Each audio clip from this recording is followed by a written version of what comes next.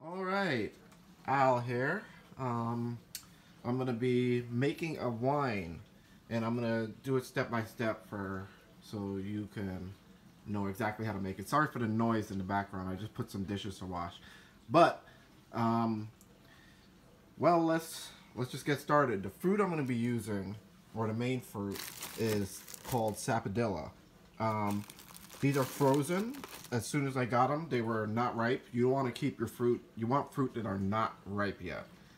It makes better wine. And then this right here is the one that I didn't freeze. This is what it looks like. It's kind of like, the best way to describe the flavor is it's different. It's not like your normal fruit that we have here in America. It's very different. Very different flavor. It's sweet. It's good. It's good fruit. So the first step you want to do would be you have to have a container. Your container that's gonna have the wine. I just washed it. That's when you see water in there. But you want to make sure it's sanitized. You don't want any bacteria or anything. And then you want to fill it completely with water to the brim. So I'm gonna do that right now. All right, it's completely filled with water. So I'll go over the ingredients and whatnot. As you know, there's the sapodilla. That's gonna be like the main fruit. I also have some lemons from my mom's tree that we grew, and I froze it as soon as we picked one of them. Because it's not gonna be acidic. If you like grow your own lemons, it's gonna have a nice flavor. I have grape. I recommend always adding grape to your wine. Either you add grape or you add the vitamins grape does provide. Because the main thing when you're making wine is you have the sugar and you have the yeast. And the yeast eats the sugar, but the yeast also needs vitamins, just like you need vitamins. So grapes add all the vitamins that your yeast needs, and grapes help reduce the haziness of the wine. So your wine, if you don't add grapes, it ends up being kind of like cloudy. Also, we have Pectic Enzyme. You add that before you add the yeast. You add all your fruits or whatever, and you add that, and it also it dissolves pectic haze, which is it's like a sugar haze from the fruits. It helps reduce the haziness of the fruits. And then I have Campden tablets. I'm gonna add half, since this is a half a gallon container, only add half a tablet. And what it does is it basically purifies it. It makes it so that there's no germs or anything that lives in there. It kills all of that. It sulfates your wine. That's what they call it. The wine, when you're making it, these are not necessary, because wine, when you're making it, naturally it gets rid of all the germs during the process. But it's always good to be extra careful. So now that that's all said and all the ingredients, the next step after you fill this with water is you want to fill it up to like where I have it, like right there. You need a container. I have my wine container, whatever, here. You want to take this and dump the water in there and put it to boil. So I'm going to do that right now. Well, you have your water over here boiling. You don't want to bring it to like a roaring boil. You just want it to start like doing its thing. So the next thing, I'm going to wash the outside of the fruit, because it has like froth building up from freezing it.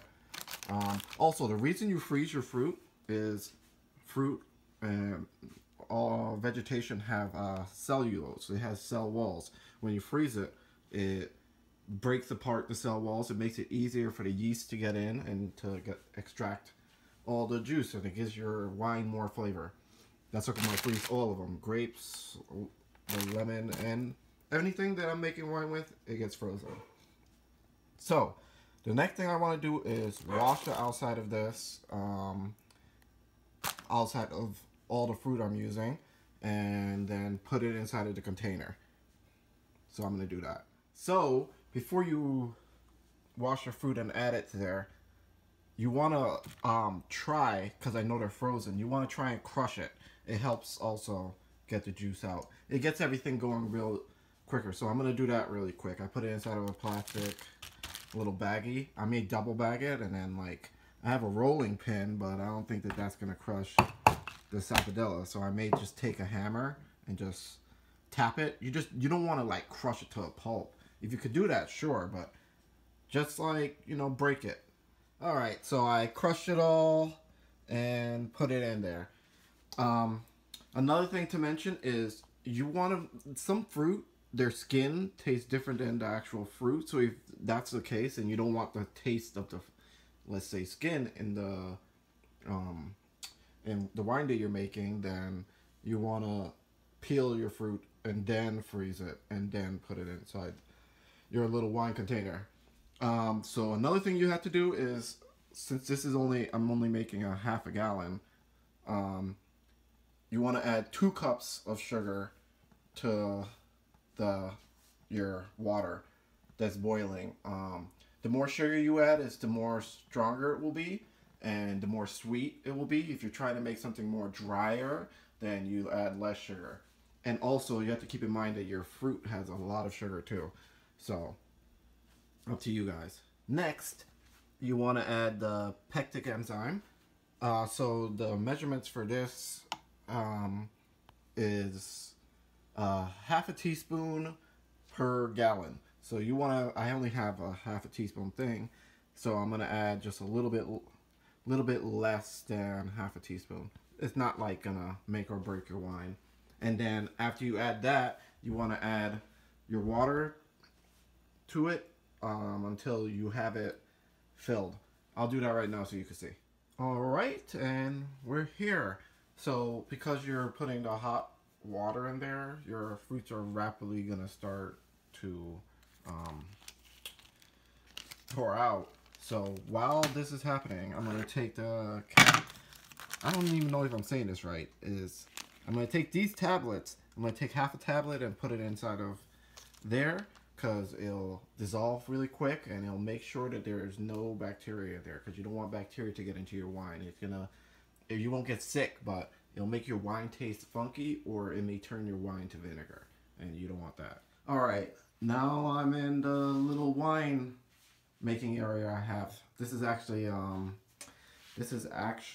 a hot tub, but we don't use it because it's out of commission. So I use it as a place for my wine to do its thing. As you see, I have a lot of wine already making, but this is our wine right here. So after all those steps, you don't want to add the yeast right away. Just let it sit for like an hour, let the enzyme do its thing and break down the stuff that makes your wine hazy, basically. Just let it do its thing. I'll try and find and post all of the equipment I'm using, and see you back in an hour. Alright, we're back. It's been a little bit over an hour, but we're ready to do the final step before we just sit here and wait. I have the timer. Let's see if I could get a good shot of the time. Well, either way, it says it has numbers on there. I'm just going to put it on the 1 for the 1 day. So depending on what type of wine and all different types of things, people tell you to take it out at different times. The standard and the easiest way to do it is 21 days after you put the yeast in it, you take it out. But I'll come back in a different video and show you other methods, like what to do. Because you could just you could put the yeast in there, let it sit there, and 21 days later you come back and check on it. Or you could do other things, but we'll go over that later. But we're just going to want to open this up now. How much yeast to put in does not matter. Man, that smells really good. But so the more yeast you put in, there's different stages to the fermentation process. So the yeast has to multiply to eat up all the sugar. The first step they do is they multiply. Then they start eating and all that stuff. So the more yeast you put in, it's the less they have to multiply, but So it doesn't matter. I just sprinkle a little bit in. The thing I'm using is Premier Classic Active Dry Yeast. Close that back up. With these caps, they're airlocked, so it keeps the carbon dioxide in there, because bacteria needs the oxygen to grow. So it's just another step to help. I'm just gonna give it a little shake so that the yeast floats all over, and it should start doing this thing by tomorrow. I'll come back and check on it, but that's all. It may seem like a lot, but it's not. I'm just like throwing everything I know at you guys, but it's super simple. It's the easiest thing, and it's cheap, and you get to have whatever type of fruit wine or whatever wine. You can make wine out of everything. But that's all. Thank you for watching, and I'll see you next time. Almost forgot the most important part, the most important ingredient. Gotta pray over your wine. God, please bless and cleanse this wine, so whoever I may gift it to or whoever may drink it may be blessed. In Jesus' name I pray. Amen. Now we finished. That's going to be some good wine.